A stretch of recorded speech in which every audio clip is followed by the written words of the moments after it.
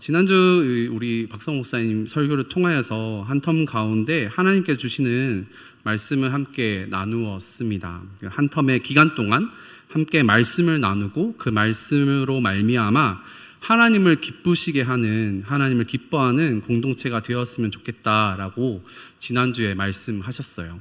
추석이 지나고 이제 2주 뒤면 이제 새 본문으로 말씀의 순서에 따라서 설교 일정이 짜여지고요. 하반기 새 텀을 시작하기 전에 저에게 개인적으로 주어진 유일한 자유본문의 설교입니다. 어떤 말씀을 함께 나눌까 한 주간 기도했을 때 하나님께서 박성호 목사님의 설교 본문 그 다음 말씀을 하면 되지 않겠니? 라고 제 마음에 감동을 주셨습니다. 네, 심플하죠? 네.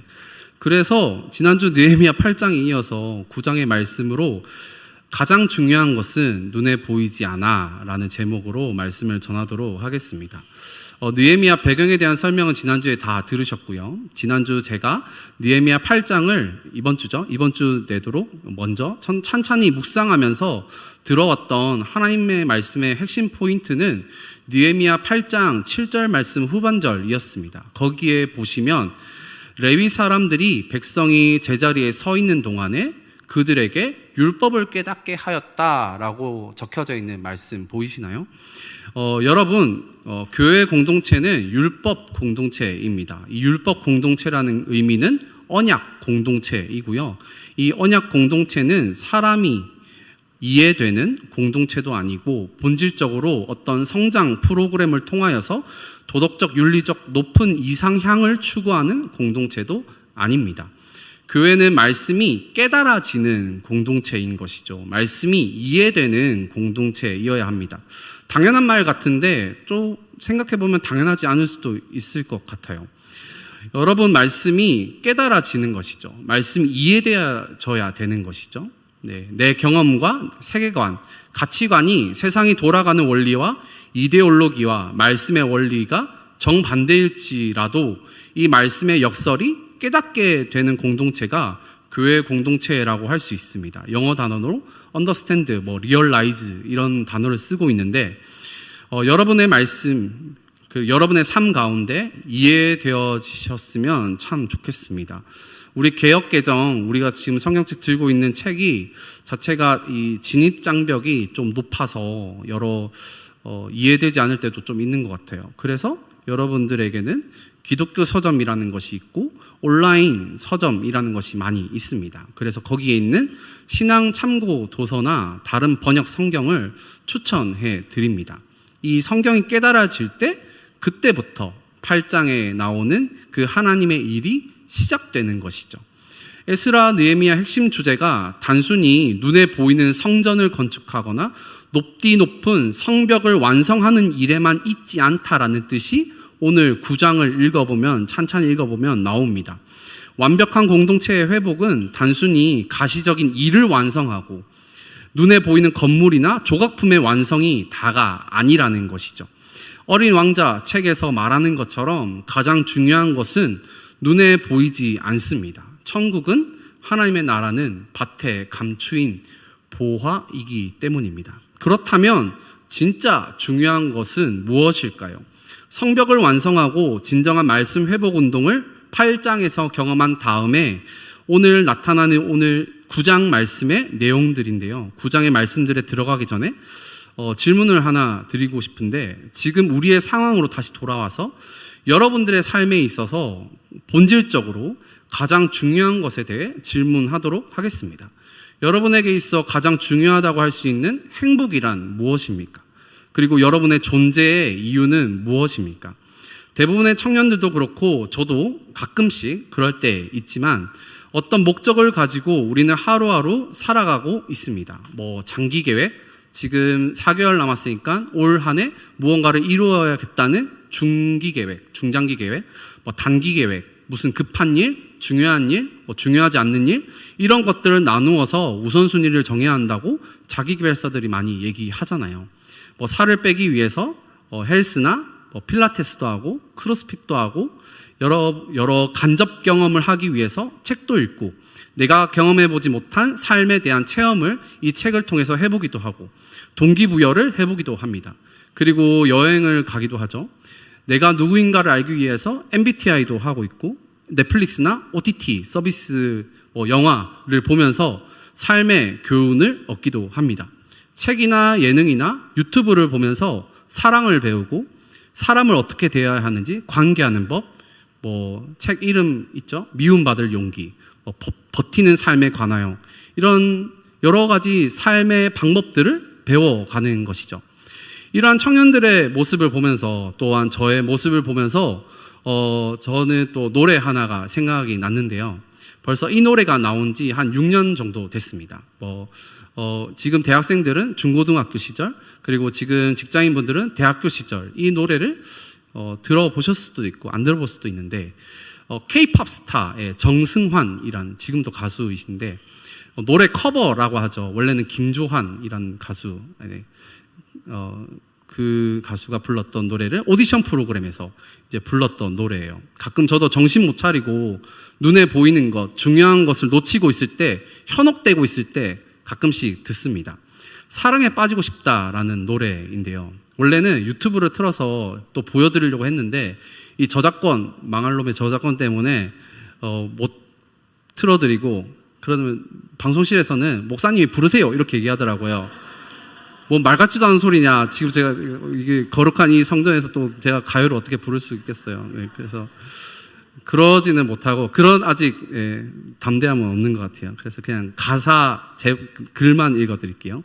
운동을 하고 열심히 일하고 주말엔 영화도 챙겨보곤 해. 서점에 들러 책 속에 빠져서 낯선 세상에 가슴 설레지. 이런 인생 정말 괜찮아 보여. 난 너무 잘하고 있어. 잘 살고 있어. 그런데 이렇게 얘기하고 있어요. 헌데 왜? 너무 외롭다. 나 눈물이 난다. 내 인생은 이토록 화려한데 고독이 온다. 넌 나에게 묻는다. 너는 이 순간 진짜 행복하니? 라는 가사예요. 검색하면 바로 나오니까요. 예배 마치거나 또 밤에 자기 전에 한번 모르시면 한번 들어보시면 좋을 것 같아요. 넌 나에게 묻는다 라는 이 가사가 모르겠어요. 제가 목사라서 그런지 모르겠는데 하나님이 저한테 물어보시는 것 같이 저는 느껴지더라고요. 성령님이 넌 진짜 행복하니? 지금 이 것을 쫓는 게 행복하니? 라고 저에게 물어보시는 것 같았어요. 그 가사에 이어서 이렇게 노래하죠. 난 대답한다. 난 너무 외롭다. 내가 존재하는 이유는 뭘까? 사랑이 뭘까? 난 그게 참 궁금해.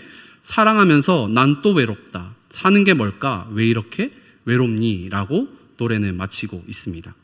이 노래의 작사가가 말하는 것은 처음엔 아무렇지도 않게 남부럽지 않은 수많은 그냥 루틴대로 하는 일들을 하고 나의 행복과 기쁨을 알릴 수 있는 이쁜 사진도 찍고 SNS에 올리기도 하고 너무 잘 살고 있는 것처럼 겉으로 보이는 것은 늘어만 가는데 보이지 않는 속에서 이렇게 고백하는 것이죠. 내 마음에 보이지 않는 곳에서 너무 외롭다. 나 눈물이 난다.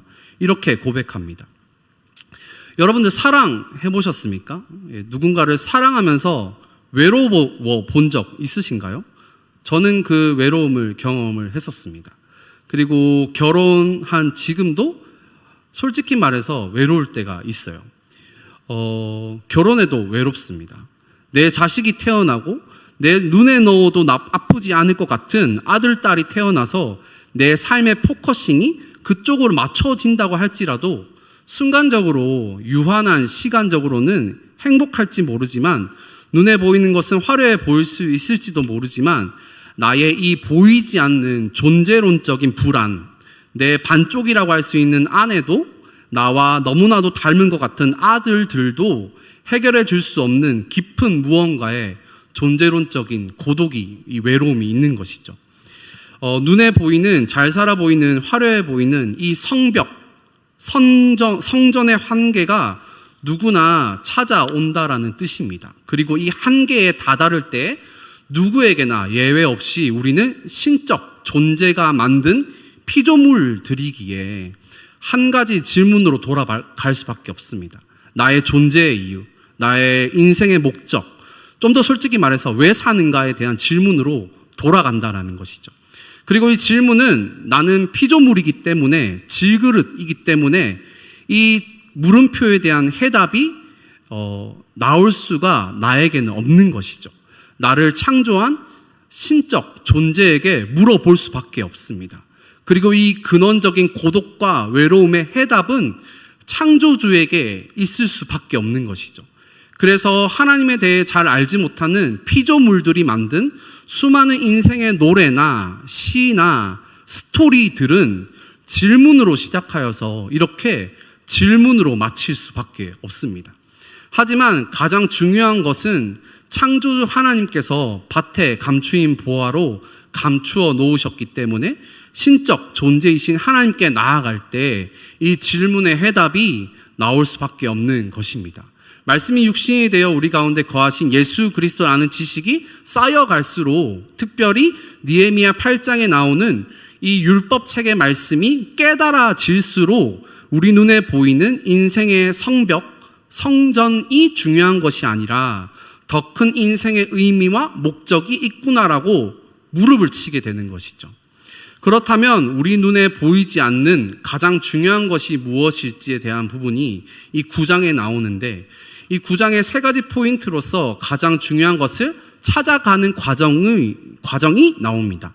첫 번째로 우리의 영안이 열려서 말씀이 깨달아지고 하나님을 기뻐하는 것이 진정한 힘이라고 알아질 때 우리는 진정한 회개 운동이 일어난다라고 9장에 적혀져 있습니다. 회개 운동이요. 느헤미야 9장 1절 2절 오늘 본문 말씀인데요. 함께 다 같이 큰 목소리로 읽으실까요? 시작. 그달 29날에 이스라엘 자손이 다 모여 금식하며 굵은 베옷을 입고 모든 이방 사람들과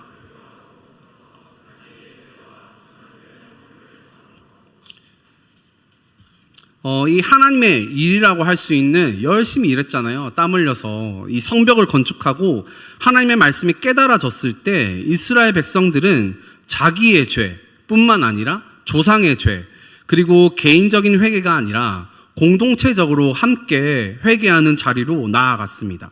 그렇다면 무엇을 회개한 것일까요? 2절에 보시면 이방 사람들과 절교하고 라고 적혀져 있어요. 왜 절교한 것입니까?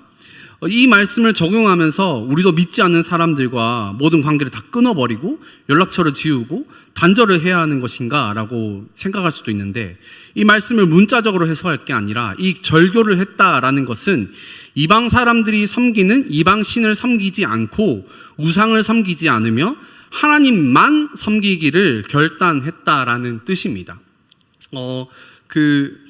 가나안 땅에서 이방 이스라엘 백성들이 출애굽에서 가나안 땅에 들어갔을 때 이 이방을 신 우상들을 섬기는 부분에 있어서 이스라엘 백성들은 이방 신들만 절대 섬기지 않았어요. 하나님을 섬기면서도 이방 신을 섬겼다라는 것이죠. 둘 사이에서 머뭇머뭇했다라고 적혀져 있습니다.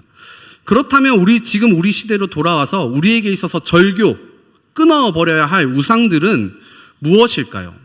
누구 설교 많이 들어보셨잖아요. 돈이라고 얘기하고도 있고, 마음은 탐심이다라고 설교하시는 분도 많이 계시고, 권력, 이렇게 얘기하는 분도 있는데, 2021년, 지금 22년이니까 약 1년 전, 작년에 9월 달에 미국 목회자 1000명을 대상으로 설문조사를 했습니다.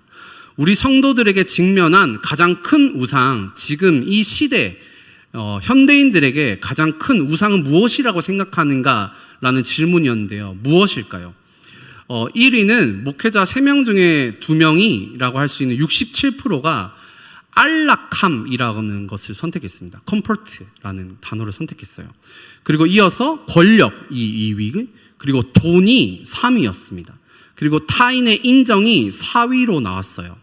지금 이 시대의 우상이라는 존재는 그냥 단순히 어떤 눈에 보여지는 박물관이나 어떤 종교 사찰이나 가는 곳에 있어서 조각품으로 있지 않습니다.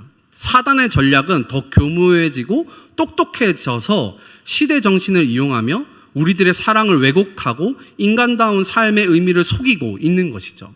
이처럼 사단의 세력은 지금 현 시대의 우리에게 단순히 자본주의 시대를 넘어서 내 인생의 주인공은 나이고 안락해야 되고 안전해야 되고 나를 가장 사랑해야 하고 아껴야 하기 때문에 나는 절대 피해볼 수 없어.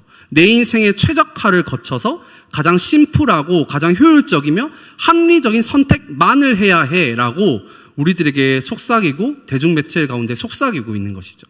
그 길만이 내가 낙오하지 않고 뒤처지지 않고 내 인생의 안정과 안녕과 행복을 취할 수 있어라고 우리 귓가에 속삭입니다.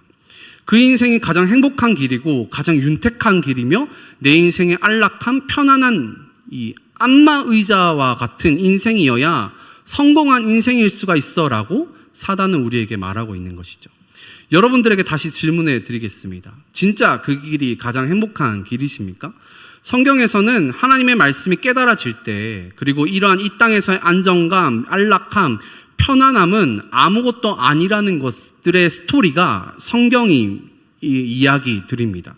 그래서 하나님의 말씀이 깨달아질 때 불편함을 감수하면서 내 뜻이 아님에도 불구하고 바보 같은 소리라고 생각함에도 불구하고 내 옆에 사람이 오리를 가자고 할 때 심리를 가는 이해되지 않는 일들이 벌어지고, 속옷을 달라고 하는데 겉옷을 내어줄 수도 있고, 왼뺨을 이렇게 맞았을 때 오른뺨까지 기꺼이 맞음을 감당하는 일들이 일어나는 것이죠. 이 회개의 운동은 단순히 수련회 지난달에 있었잖아요. 수련회 가서 눈물을 쏟고 선교 가서 올라오는 감격, 감정적인 슬픔을 겪는 것을 부정하는 것이 아니라 그 이상입니다. 3절에 보시면 낮 4분의 1이라는 단위가 나오는데 약 3시간 동안 말씀을 낭독하고 3시간 동안 죄를 자복했다라는 뜻이죠. 여러분 3시간 동안 기도해 보셨습니까? 3시간 동안 회개해 보셨습니까? 이러한 힘의 밑바탕은 하나님의 말씀이 깨달아졌을 때 이루어집니다. 여러분이 아직까지 눈에 보이는 안락함, 편안함을 추구하거나 나의 행복을 놓지 못하는 것은 죄송하지만 그 밑바탕에는 하나님의 말씀이 깨달아지지 않아서일 확률이 높습니다. 그런데 중요한 것은 하나님의 말씀이 깨달아지지 않는 주체도 내가 아니라 성령님께서 깨닫게 해 주셔야 하는 것이죠. 그래서 우리는 간구하고 기도하는 제목이 여기 나오는 것이죠. 여러분들의 기도가 이러한 방향성으로 나아가는 것이죠. 나에게 안락함과 평안함을 가져다 주는 취업, 사랑, 결혼, 성취, 목표 달성을 기도할 수도 있겠지만 저 밑에서 지금 올라오고 있는 흰남노에게 우리가 피해받지 않는 집이 되게 해달라고 기도할 수도 있겠지만 하나님께서 믿음의 영안을 열어주셔서 하나님의 말씀이 깨달아지게 될 때 성령님께서 도와달라고, 이 말씀을 깨달음으로 말미암아 내가 이때까지 추구했던 눈에 보이는 그리고 교모한 여러 가지 돈, 권력, 편안함, 컴포트 이런 우상들에게 내가 흔들리지 않고 절교하게 해달라고 기도해야 하는 것이죠.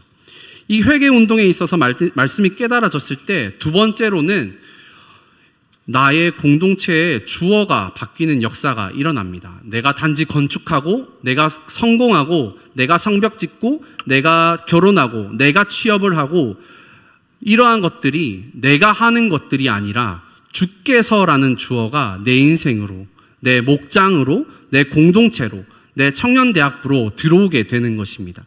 말씀이 길어서 지금 이렇게 띄엄 읽었잖아요. 6절 읽고 38절을 읽었는데 오늘 본문 6절부터 35절까지의 내용은 하나님께서 태초의 창조 때부터 아브라함, 이삭, 야곱, 요셉을 거쳐서 가나안 땅에 들어간 이스라엘 백성들에게 어떤 일을 행하셨는지에 대한 과거의 기억들을 읊어서 지금 내려갑니다.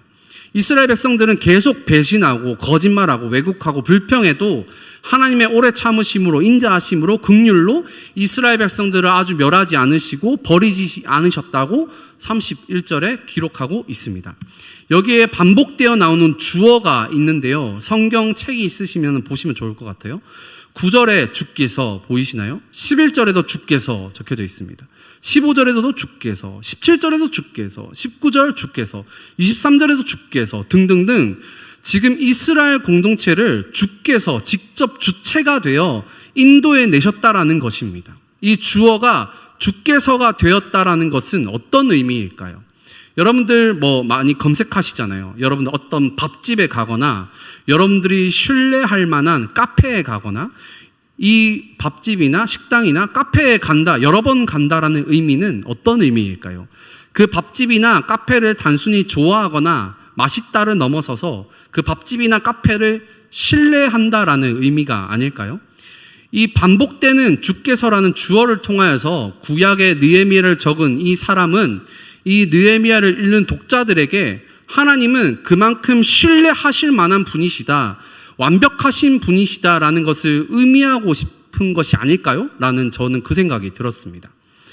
또 하나의 통계 자료를 말씀드릴 텐데요. 이번에는 미국이 아니라 우리나라 통계 자료입니다. 지금으로부터 약 6개월쯤 전에 2022년 5월쯤에 GN컴이라는 리서치 회사에서 우리나라 성인 남녀 19세 1000명에게 종교별 호감도 조사를 했습니다. 개신교, 천주교, 불교 이렇게 조사를 했는데 개신교에 대한 비호감이 몇 프로 나왔을까요?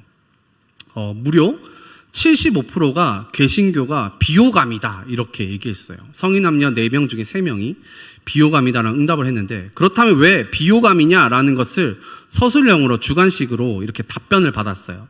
그 답변 받은 것을 AI로 키워드를 정리해가지고 1위부터 5위까지 그 표현이 이렇게 나왔습니다. 왜 비호감이냐라는 것에 있어서 5가지 키워드가 배타적이다, 세속적이다, 물질적이다, 위선적이다, 이기적이다 라는 표현이 나왔어요. 배타적, 세속적, 물질적, 위선적, 이기적, 이러한 모습들이 겉모습으로 믿지 않는 사람들에게 우리가 지금 보여지고 있다는 것이죠. 여러분들은 어떻게 생각하십니까? 왜 우리의 모습이 믿지 않는 사람들에게 이렇게 비춰지고 있을까요? 이 물음에 대한 저의 해석과 해답은 나의 모습이, 우리 교회 공동체의 모습이, 내 가족 공동체의 구성원이 하나님을 신뢰하지 못해서이지 않을까라는 생각이 들었습니다. 주께서 행하시는 수많은 일들을 우리가 보지 못하고 주님을 신뢰하지 못하고 믿지 않는 사람뿐만 아니라 믿는 사람들까지도 서로 때로는 편가르게 하면서 배타적으로 변하고 주님보다 돈과 명예와 편안을 신뢰함으로써 세속적이고 물질적으로 우리가 되고 있지 않습니까? 겉으로는 사랑한다고 하면서 상처받을까봐, 오리를 가자고 할까봐, 속옷 빼앗길까봐 위선적인 우리의 모습은 없으십니까? 이기적으로 나만 잘 되면 돼, 결혼한 사람들은 내 새끼만 잘 되면 돼 라고 생각하면서 이 불법과 편법을 동원하면서 비호감의 존재로 전락하고 있지는 않으십니까? 우리의 목장의 모습은 지난 텀에 어떠했습니까? 우리의 거집의 모습은 어떠했습니까? 우리 오직 예수 찬양대의 모습은 어떠했습니까? 이 문제에 대한 해결책은 오늘 성경의 말씀대로 주님께서 행하셨던 일들을 기억하면서 주께서 계속 반복하고 있죠. 주님을 향한 신뢰를 회복하고 지금과 미래의 일까지 주께서 행하실 것이라는 것을 믿고 신뢰하며 맡겨드린 것밖에 없을 것입니다. 이제 추석이 지나고 난 다음 주부터 새 텀이 시작되는데요. 이 주께서라는 단어를 꼭 기억하시는 모든 리더십들 되셨으면 너무 좋겠어요.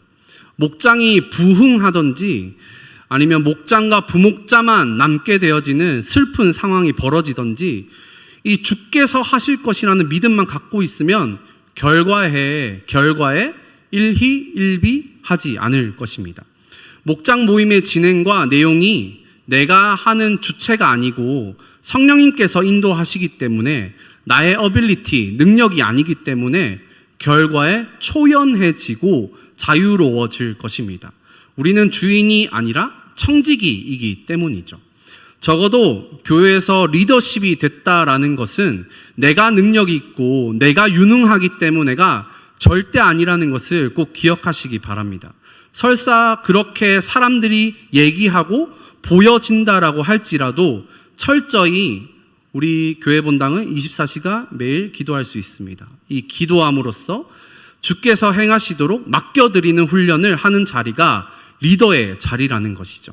그럴 때 우리의 모습과 우리 공동체의 모임이 하나님의 나라가 임하게 되는 것입니다. 이 주께서 행하시는 포인트를 기억하시고 마지막으로 세 번째로 말씀이 깨달아질 때 우리는 견고한 언약의 확신이라는 차원으로 들어가 절대 흔들리지 않는 확신으로 나아갑니다.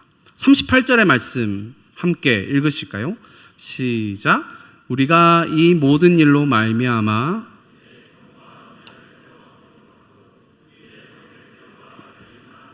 제사장들이 다 임봉하나이다 하였느냐. 보통 구약에서 언약이라는 단어를 베리트라는 단어로 사용하는데 오늘 본문 38절 이곳에서만 견고한 언약, 견고한이라는 수식 보이시나요? 이 단어를 아마나라는 단어로 얘기하고 있어요. 이 견고한 언약이라는 말이 어떤 의미일까 많이 생각해 봤어요. 하나님을 믿는다고 하는데 왜 난 견고해지지 않지? 세상의 한발, 세상의 안정감을 추구하고 세상 사람들을 부러워할 때 있잖아요. 저 역시도 그렇고 두려움 속에, 어둠 속에 왜 거하고 있지? 라는 생각이 들지 않으신가요? 뭔가 하나님께 좀 더 잘해야 될 것 같고 하나님께서 나를 사랑하시는 것이 맞는 건가? 이런 생각들이 불쑥불쑥 올라오지 않으신가요?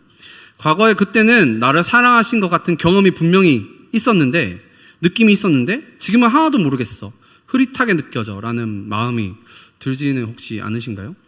느헤미야 시점, 이 456년 시점에서 거슬러 올라가서 과거의 시점이라고 할 수 있는 수백 년 거슬러 올라가서 남유다가 멸망하기 직전에 예레미야 31장 31, 38, 3절 말씀을 그때 그런 생각들, 그런 흐릿한 기억들이 떠오를 때 예레미야 3일, 3일 그리고 33 이 말씀을 꼭 기억하시면 좋을 것 같아요. 우리 다 함께 읽어보실까요? 예레미야 31장 스크린에 띄어져 있는데 우리 세 절의 말씀 함께 큰 목소리로 읽겠습니다. 시작. 여호와의 말씀이니라. 보라, 날이 이르리니 내가 이스라엘 집과 유다 집에 새 언약을 맺으리라.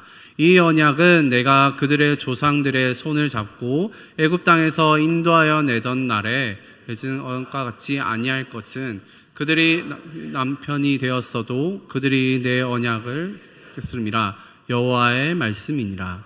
그러나 그날 후에 내가 이스라엘 집과 맺을 언약은 이러하니 곧 내가 나의 법을 그들의 속에 두며 그들의 마음에 기록하여 나는 그들의 하나님이 되고 그들은 내 백성이 될 것이라. 여호와의 말씀이니라. 아멘.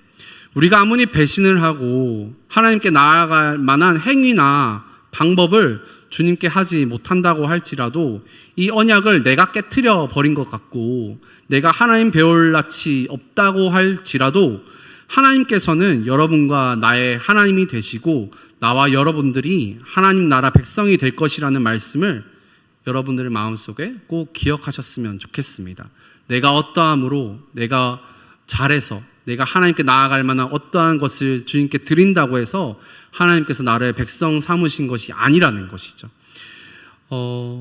이 언약을 깨뜨리고 내가 하나님 배울 낯이 없을 알지라도 이 주님께서 우리가 아직 죄인 되었을 때 그리스도께서 우리를 위하여 죽으심으로 하나님께서 우리에 대한 자기의 사랑을 확증하셨잖아요.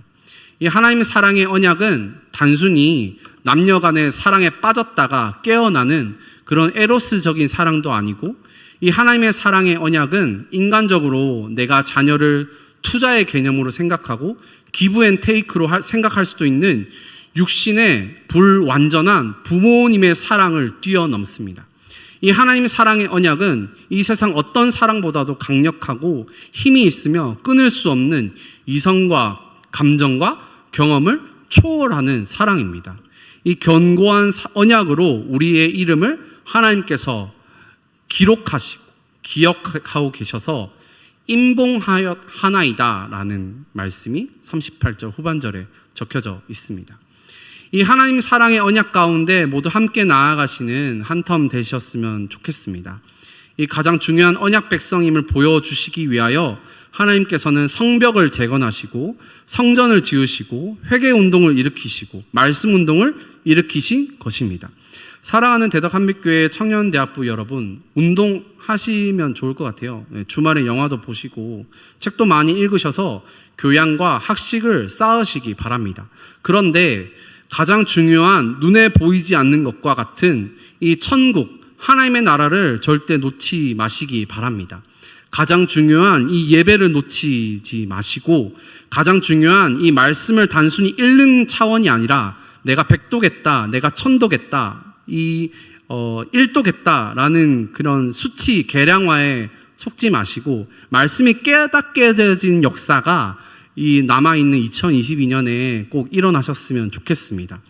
우리가 잊어버리더라도 하나님께서는 우리를 기다려주시고 인내하고 계시고 참고 오래 참음으로 함께 하신 것이죠. 주님 안에 복된 삶을 누리기 위해 우리도 잊지 말아야 할 것입니다. 우리는 우리를 하나님 나라의 백성으로 부르신 동시에 예수님께서는 우리를 제자로 부르셨습니다. 무리로 부르시지 않은 것이죠.